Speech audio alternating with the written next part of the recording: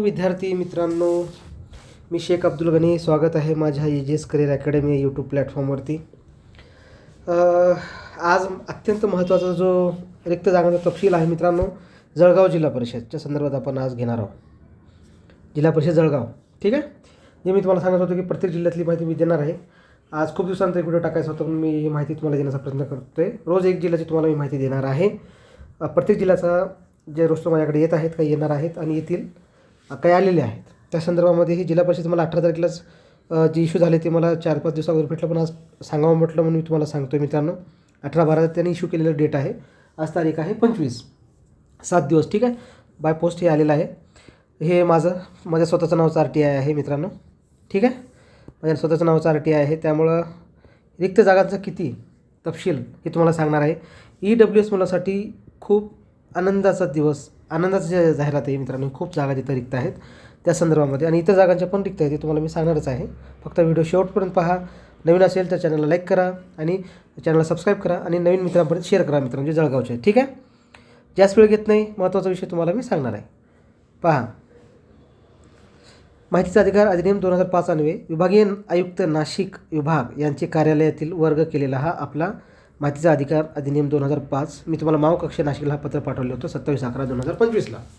तर आता नाशिक विभागातले बऱ्यापैकी माझ्याकडे 2-3 जिल्हा परिषदेचं जाहिरात आलेलं आहे रोस्टर. त्यापैकी हे एक आहे मित्रांनो, ठीक आहे. जळगाव, मी सुरुवात करतो जळगावपासून, ठीक आहे. 27/11/2025 आहे. हे मी माहितीमध्ये काय काय टाकलं हे काही महत्त्वाचं नाही तुमच्यासाठी. फक्त तुम्हाला मी सर्वात तुम्ही ज्याची वाट पाहत आहेत ते हे रिक्त जागा, ठीक आहे.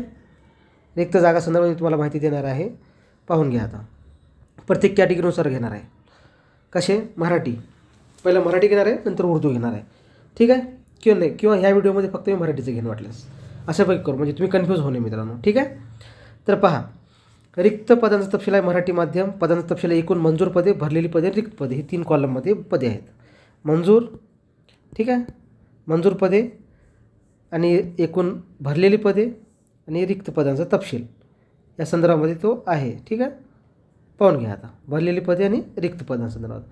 तर अनुसूचित जातीमध्ये एकूण मंजूर पदे किती आहेत? 735. किती? 735. आणि भरायची किती आहेत? भरलेली पदे किती आहेत? 625. ह्याच्यात जर मायनस केलं तर एकूण किती होणार? 110 रिक्त पदे आहेत मित्रांनो. 110 आकडा काउंट करत चला तुम्ही.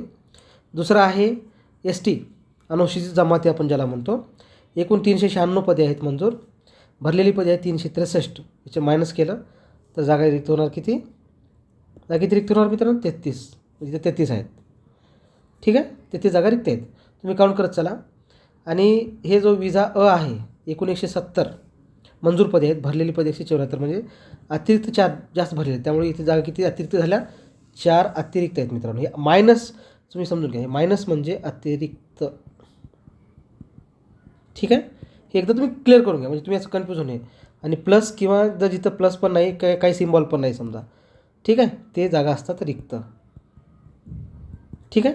समजून जायचं, ठीक आहे, म्हणजे तुम्ही कन्फ्यूज होऊ नका. आता ब एकूण 141 पदे आहेत. त्यापैकी भरलेत 129, म्हणजे रिक्त किती आहेत? 12 पदे आहेत मित्रांनो, ठीक आहे. हे अत्यंत महत्त्वाचं. आणि दुसरं आहे क NTC आपण ज्याला म्हणतो. 198 पदे आहेत भरलेली, ठीक आहे. 198 पदे भरलेली आहेत. त्यापैकी मंजूर पदे 198 आहेत, भरलेले 187 आहेत. आणि रिक्त जागेचा आकडा आहे किती सरी मित्रांनो? तो 11 पदांचा रिक्तांचा आहे. ड 113 पदे मंजूर आहेत. भरलेले आहेत 100, म्हणजे प्लस रिक्त जागा किती आहेत? इथं 13. हे समजून घ्या, ठीक आहे. आणि हे जे विशेष मागास प्रवर्ग आहे, 113 पदे मंजूर आहेत. भरलेत ते 137, म्हणजे अतिरिक्त किती झाले? 24. म्हणजे 127मधून 113 गेले तर 24 जागा रिक्त राहिल्या. म्हणजे मित्रांनो हे अतिरिक्त आहेत. म्हणजे इथं 24 अतिरिक्त, म्हणजे हे एकूण पदांच्या जास्त भरले आहेत मित्रांनो, ठीक आहे. इथे शेवट येते इतर मागास प्रवर्ग, इतर मागास वर्ग ज्याला OBC आपण म्हणतो. एकूण 1074 पदे मंजूर आहेत. भरलेले आहेत 1007, म्हणजे रिक्त पदांचा आकडा किती आहे? ओबीसीचा आकडा किती आहे? 67 जागांचा आकडा आहे तो मित्रांनो, ठीक आहे. आता दुसरं आहे EWS. सर्वात आनंदाची बाब EWSसाठी आहे. 565 जागा मंजूर आहेत. भरलेत किती? फक्त 44. म्हणजे मित्रांनो जागा किती रिक्त झाल्या? 521. म्हणजे जवळपास बघा EWS वाल्याची आजची खबर म्हटलं होतं ना मी तुम्हाला. EWS मंजूर किती पदे आहे? मंजूर पदे किती आहे? 565. 565 भरले किती? -44. भरले किती? 44. म्हणजे एकूण किती झाले? 5 मधून 4 गेले 1, 6 मधून 4 गेले 2. ठीक आहे. आणि 5ला 5, 521 पदे जे मित्रांनो इथं रिक्त आहेत EWSच्या. संसमान्यता का तिच्या तुम्ही म्हणता सर त्याच्यामध्ये काय दिसून लागलं EWS संसमान्यता 2024-25 मित्रांनो. 2024-25च्या संसमान्यतेचा आकडा आहे. ठीक आहे, कळालं का तुम्हाला? 2024-25चा संसमान्यतेचा आकडा आहे. ठीक आहे, अद्ययावत आकडा आहे. आता राहिला प्रश्न म्हणजे 521 जागा म्हणजे ही खूप मोठ्या जागा रिक्त मित्रांनो. इथं 521 जागा EWSसाठी म्हणजे खूप मोठा आकडा आहे. येणाऱ्या भरतीतले 521 मुलं इथं लागतील किंवा आता त्या जागा कशा येतील पण सर्वात जास्त जागा जळगावमध्ये EWSला येणार आहेत मित्रांनो. ठीक आहे. आता दुसरं आहे सर्वांसाठी खुला असणारा खुला प्रवर्ग. इथं थोडीशी गडबड झालेली आहे. ती कशी बघा, 2146 जागा मंजूर आहेत आणि भरलेत किती? 2755. 2755. मग विचार करा मित्रांनो, 2755मधून 2146 गेले 609 इथं अतिरिक्त आहेत. -609 हे अतिरिक्त आहेत. 609 अतिरिक्त म्हणजे हा खूप मोठा आकडा आहे मित्रांनो. ठीक आहे, खूप मोठा आकडा आहे. त्यामुळं सांगतोय मित्रांनो की ह्या ज्या रिक्तपदाचा जो आकडा आहे ना खूप मोठा आहे.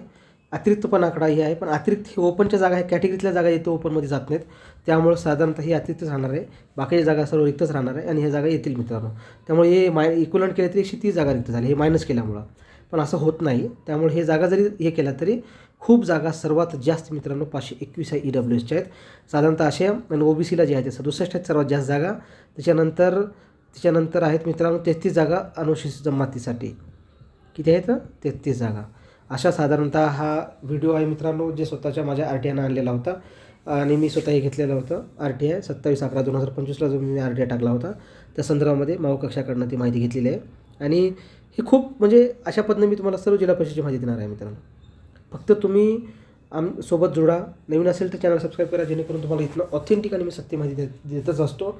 आणि ह्या सर्व रोस्टर कंप्लीट होतील. ज्या विभागाचे रोस्टर कंप्लीट नाहीत त्या रोस्टर कंप्लीट होणारच आहेत आणि ते होण्यासाठी मी प्रयत्न करणारच आहोत आणि जागा जास्त येणारच आहेत.